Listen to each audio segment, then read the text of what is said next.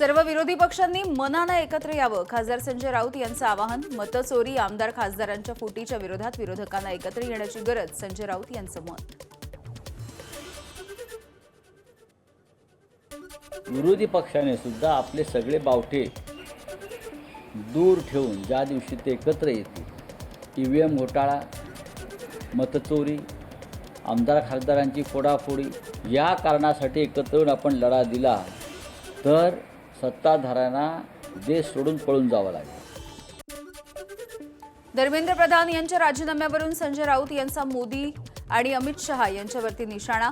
नरेंद्र मोदींना झुकवलं म्हणजे हिटलरला झुकवल्याचा आनंद, संजय राऊतांचं टीकास्त्र.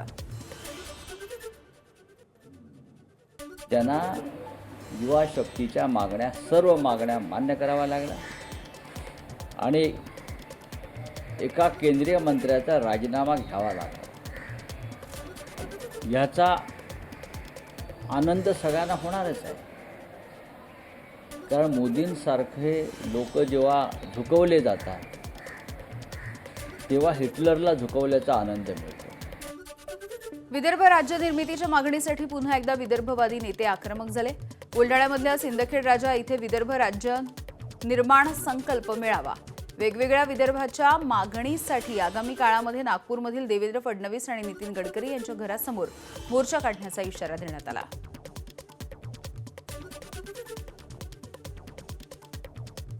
विदर्भ राज्य आंदोलन समितीने मिशन 2027 अंतर्गत कोणत्याही परिस्थितीत डिसेंबर 27 पूर्वी विदर्भाचं स्वतंत्र राज्य निर्माण करायचा संकल्प सोडला आहे आणि त्याचाच एक भाग म्हणून यावेळेला पश्चिमेकडून पूर्वेकडे हे वारे वेगळ्या विदर्भाच्या मागणीचे वाहण्यासाठी म्हणून हा विदर्भ निर्माण जनसंकल्प मेळावा आहे.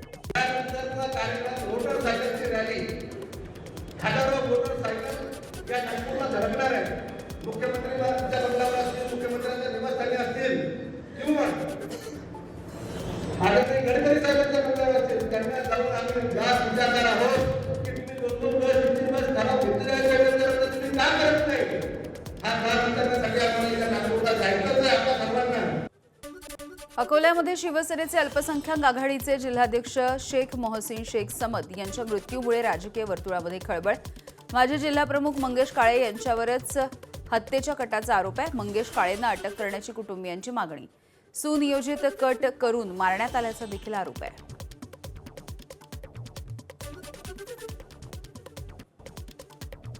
पीछे से आया गाड़ी वाला, पीछे से आके उसको उड़ा दिया. गाड़ी में वो दारू पिए हुआ था मंगेश काळे. गाड़ी दूसरे की रखी हुई, स्टेटमेंट ले ली. दोपहर में यहाँ जवाई के जैसा बुला रहे, भेज दे रहे. उसके गुने दाखल कौन से करे हुए तो एकदम नॉमिनल इसके जान गई हुई है. एक्सीडेंट का ही को बोलते कि गाड़ी चले, आदमी गिरे और गाड़ी रुक जाए तो उससे एक्सीडेंट बोलते. छाती से ले जाने को एक्सीडेंट बोलते क्या? उन्होंने मुझे बोले हुआ था कि अंजुम कि इसने मेरे आंखों से गाड़ी लेके गया, 3 बार गाड़ी लेके गया मंगेश काळे ने. और मेरे को जान के बदले मेरे को जान ही होना, जान के बदले मेरे को जान ही होना. मैं जब तक कि मैं बॉडी लेके जाने वाली नहीं हूँ यहाँ से. और अपने में हलाल खून है वो. हाँ मुझे होना तो होना क्योंकि हलाल है. मेरा जब जान लिया ना, गाड़ी लेके गया, काम क्या था, गाड़ी से ठोकर मारा तो उन्हें उठा के दवाखाने में लेके जाना था. उसने लेके गया, ठोकर मारा नहीं, उन्हें डबल से गाड़ी आंख के ऊपर से लेके गया. उन्हें उसकी जान लिया ना तो इसकी भी जान ली. अकोल्यामध्ये संशयास्पद मृत्यू झालेल्या शिवसेनेचे नेते मोहसिन शेख यांच्या 2 मुलींच्या शिक्षणाचा खर्च एकनाथ शिंदे करणार आहेत. शिवसेनेच्या नेत्यांनी या संदर्भातली माहिती दिली आहे. मोहसिन शेख यांच्या कुटुंबियांना एकनाथ शिंदे हे आर्थिक मदत करतील. भाईंदरचे भाजपचे नगरसेवक तरुण शर्मा यांचा वादग्रस्त सीसीटीव्ही फुटेज सोशल मीडियावरती व्हायरल होत आहे. तरुण शर्मा एका महिलेच्या घरामध्ये जात असतानाचा हा सीसीटीव्ही आहे. संबंधित महिलेची अमित झा यांच्या विरोधात तक्रार. बदनाम करण्यासाठी व्हिडिओ व्हायरल केल्याचा भाजपचा आरोप.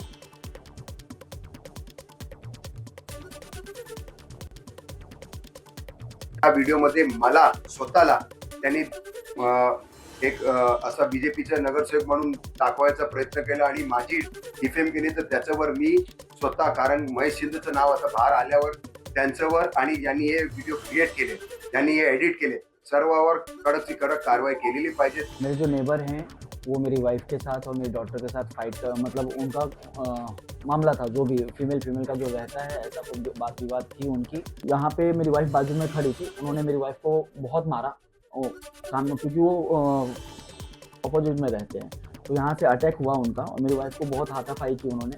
बाजू में मेरी बच्ची 3 साल 4 साल की बच्ची है मेरी, उनको भी लग गया इसी धक्कामुक्की ना। भिवंडीमध्ये काँग्रेस उपमहापौर तारिक मोमीन यांच्यामध्ये जात प्रमाणपत्राला इस्माईल रंगरेज यांचा विरोध आहे। जात पडताळणी समितीच्या समोर पुरावे सादर करण्यात आले। उपमहापौर तारिक मोमीन यांच्या नगरसेवक पदावरचे आता सध्या टांगती तलवार कायम आहे। नाशिकच्या मालेगावमध्ये SIR वरती इस्लाम पार्टीची बैठक। BLO मुद्दामहून काम करण्याचे टाळत असल्याचा आरोप आहे। प्रांताधिकारी अप्पर पोलीस अधीक्षक यांना निवेदन। काम व्यवस्थित न झाल्यास 29 जुलैला आंदोलनाचा इशारा। अकोला जिल्ह्यामधल्या बाळापूरमध्ये अत्याचार झालेल्या पीडित मुलीचा उपचाराच्या दरम्यान मृत्यू झालाय। आरोपी पोलीस कर्मचारी पवन वडगावे याला अटक करण्याच्या मागणीसाठी आंदोलन। लग्नाचं आमिष देऊन आरोपीनं मुलीवरती अत्याचार केल्याचं तपासातून उघड झालंय। आरोपी हा मुलीच्या घरी भाड्यानं राहायचा। बाळापूर पोलीस स्टेशनला त्याचे जे सहकारी आहे, त्याचे बॅचमेट जे आहे, एका बॅचमेटच त्याला माहिती देत आहेत पूर्ण। 12 तारखेला पण त्याला 3-4 कॉल गेलेले आहे बाळापूर पोलीस स्टेशन।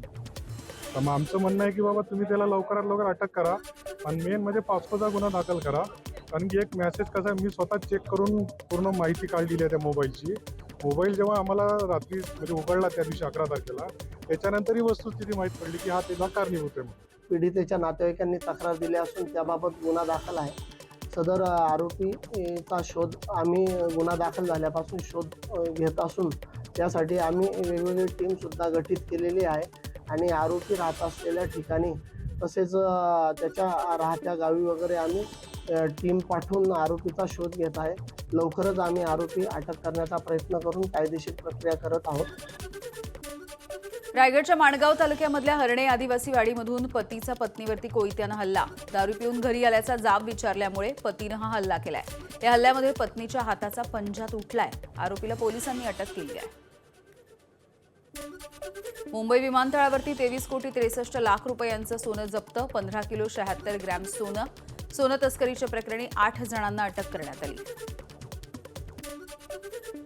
ठाण्यामधल्या घोडबंदर रोडवरती दोस्ती इम्पेरिया कंटेनरचा अपघात झालाय। मेट्रोसाठी खोदण्यात आलेल्या खड्ड्यामध्ये पडून हा अपघात झाला।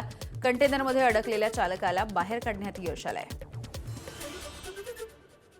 वाशिमच्या शिरपूर जैन गावामध्ये दुकानांना आग लागली। 3 ते 4 दुकानं जळून खाक झाली आहेत। दुकान मालकांचं आर्थिक नुकसान झालंय। आग कशामुळे लागली याचं कारण अद्यापही स्पष्ट नाहीये। धाराशिव जिल्ह्यामधील जिल्हा परिषदेमधल्या मोडकळीला आलेल्या शाळांचा प्रश्न ऐरणीवर। जिल्हाभरामधून 200 पेक्षा अधिक वर्गखोल्या मोडकळीस आल्या। तुळजापूरमधील वाणेगाव इथल्या प्राथमिक आरोग्य केंद्रामध्ये ही शाळा भरते। शाळा बांधून देण्याची विद्यार्थ्यांची मागणी। अहिल्यानगरच्या जिल्हा प्राथमिक शिक्षक सहकारी बँकेच्या विश्वस्त मंडळाचा मनमानी कारभार। या विरोधामध्ये सभासदांनी उपोषण सुरू केलंय। शिक्षक बँकेच्या मुख्य शाखेसमोर सभासदांचं आंदोलन। नियम न पाळता केलेली भरती रद्द करण्याची मागणी आहे। नाशिक जिल्ह्यामध्ये रात्रीच्या वेळेला भूकंपाचे सौम्य धक्के जाणवले।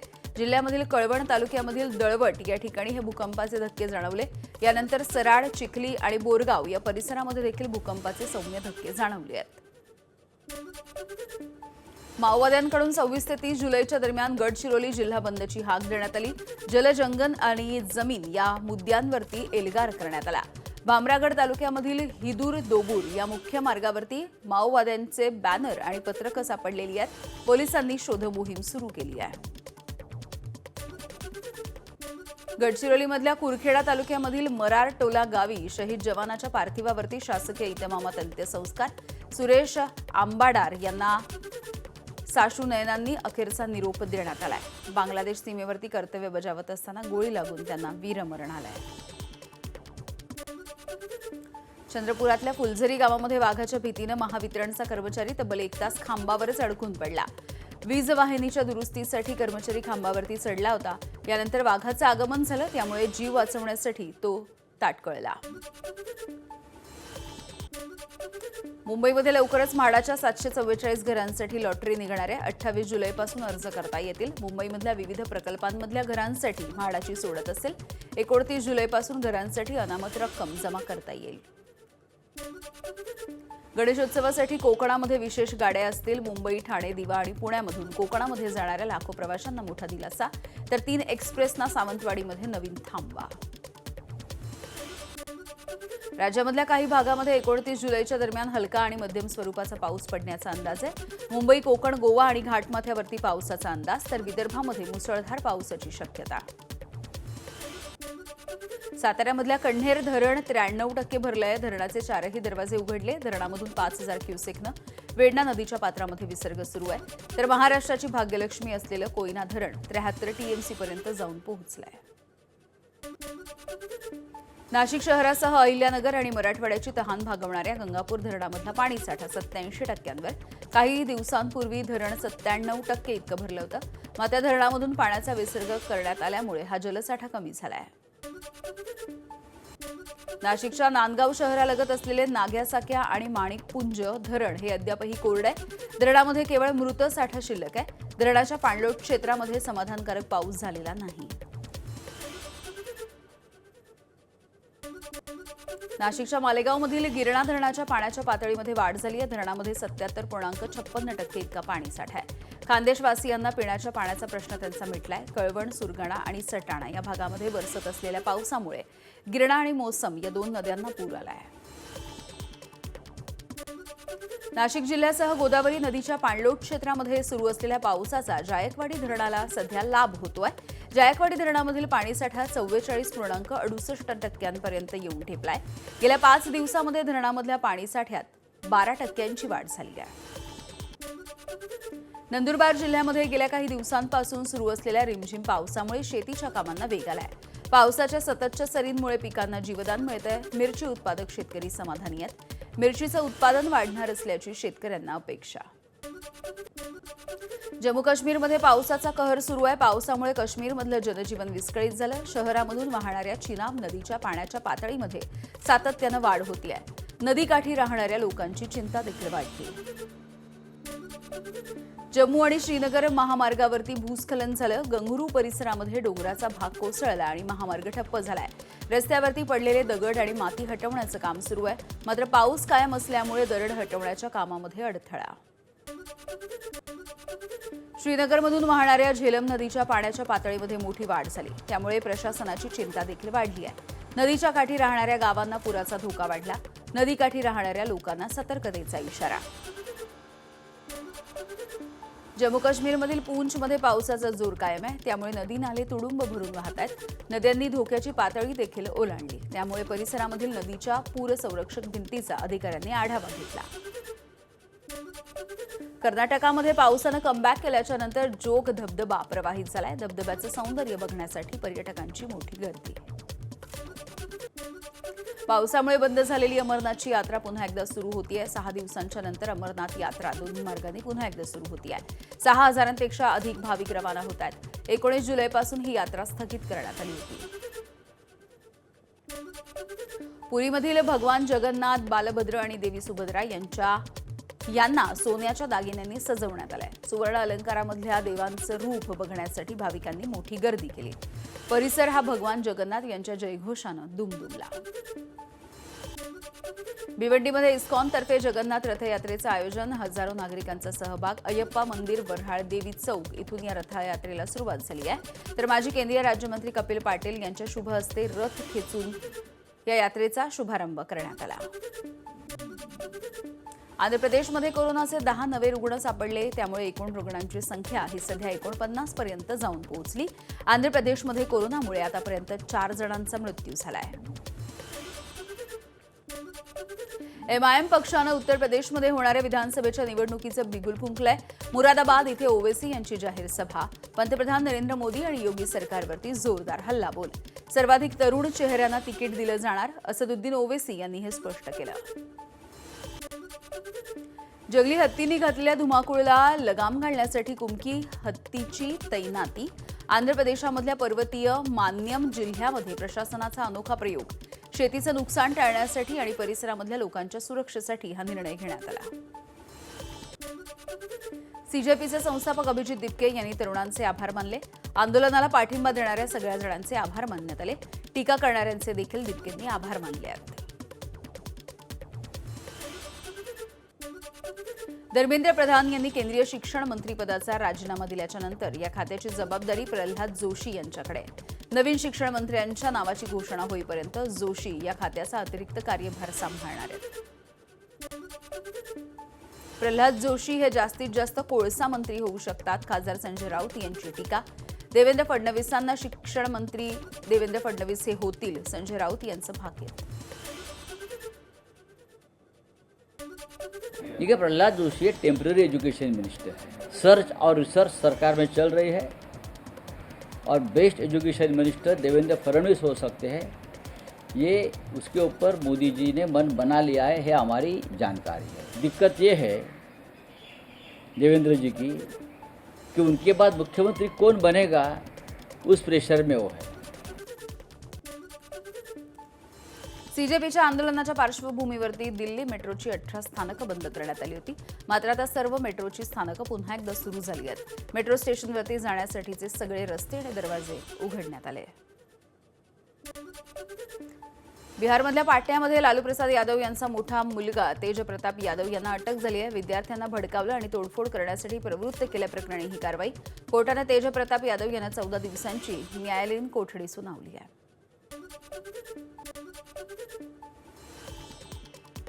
युक्रेनचा इराणच्या जहाजावरती पुन्हा एकदा हल्ला. कॅस्पियन समुद्रावरती इराणच्या जहाजावरती हल्ला करण्यात आला. यामध्ये एकाचा मृत्यू झाला तर एक जण जखमी आहे. परिणाम भोगावे लागतील असा इराणचा देखील इशारा. तर रशिया इराणला मदत करत असल्यामुळे हल्ला केल्याचं युक्रेननं स्पष्ट केलं आहे. इटलीमध्ये गॅलिपोली इथे वणवा पेटलाय. उत्तर किनारपट्टीवरच्या पाईनची जंगलं ही आगीमध्ये भस्मसात झाली. वाऱ्यामुळे ही आग इतर भागामध्ये पसरली आणि इथल्या नागरिकांना सुरक्षित ठिकाणी हलवण्यात आलं. फ्रान्समधल्या गेरॉन या परिसरामध्ये भीषण आग लागली. शेकडो घरं जळून खाक झाली तर परिसरामधल्या 2.5 लाख लोकांचं स्थलांतर. जंगलाला लागलेल्या आगीवरती नियंत्रण मिळवण्यासाठी केमिकलचा मारा, तरी देखील आगीवरती नियंत्रण मिळवण्यामध्ये यश आलेलं नाही. स्पेनमधील माद्रिदमधील सेन्सिएसिया इथल्या जंगलाला भीषण आग लागलेली आहे. या आगीमध्ये आतापर्यंत 1,30,000 हेक्टरचं जंगल जळून खाक झालंय. परिसरामध्ये लाखो लोकांचं स्थलांतर. स्पॅनिश सरकारकडून राष्ट्रीय आणीबाणी देखील जाहीर. इटली, ग्रीस आणि पोर्तुगाल या सरकारकडून विमान पाठवून आग विझवण्यासाठी मदत. तुर्कीची राजधानी अंकारामध्ये झालेल्या मुसळधार पावसामुळे पूर आलेला आहे. इथले रस्ते देखील पाण्याखाली गेलेले आहेत आणि वाहतुकीला ब्रेक लागलाय. शहरामध्ये अनेक भागांमध्ये पूर परिस्थिती आहे आणि अर्थातच यामुळे जनजीवन विस्कळीत झालंय. ग्रीनलँडमधल्या इलुलिसाट या ठिकाणी प्रचंड मोठा एक हिमनग हा उलटलाय. बर्फाचा प्रचंड मोठा गोळा हा वेगानं फिरल्यामुळे समुद्रामध्ये मोठ्या लाटा देखील निर्माण झाल्या. लोकांनी ही दुर्मिळ नैसर्गिक घटना आपापल्या कॅमेरामध्ये देखील कैद केली. या घटनेचा व्हिडिओ सोशल मीडियावरती व्हायरल होतो आहे.